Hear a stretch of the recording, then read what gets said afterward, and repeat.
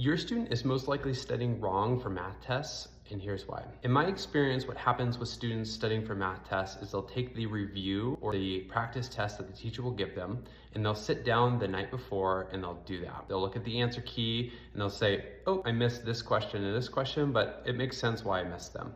Then they go to the test the next day, they freeze up, they don't know what to do, and they don't do as well as they should. Here's the proper way to do this. Instead of going through and doing the practice test first, do the practice test towards the end of your studying process. So the beginning of your studying should look like this. Take all of the notes that you've taken over the course of the last few weeks and read through them. Once you've read through them, close your notebook and create a one-page summary of all of the things that you guys have covered over the course of the unit. Now, this is a messy process because I'm not asking you to transcribe your notes. I'm asking you to close your notebook and then from memory, write all of the big ideas, what you've done, the formulas, the things that you'll need. Once you've done that, reopen your notes and say, oh, I missed these things, and put those back on that one pager. After your one pager is complete, I want you to then go and do homework. Do homework that you may have done before, homework that you may have struggled on before, or do problems that you haven't seen before. Once you're done with that process and you feel like you understand what you were doing and what's on the test,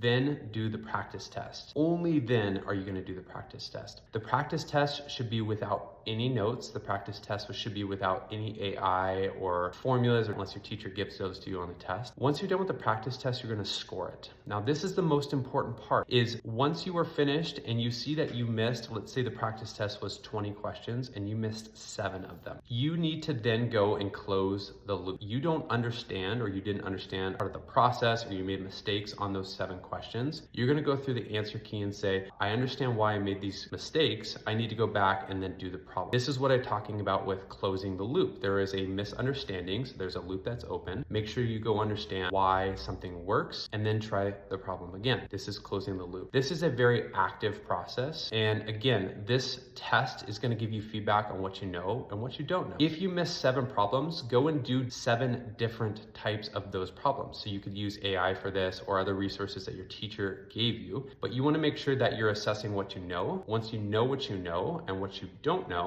go and practice the things that you don't know, close that loop, and then you're going to do better on the test.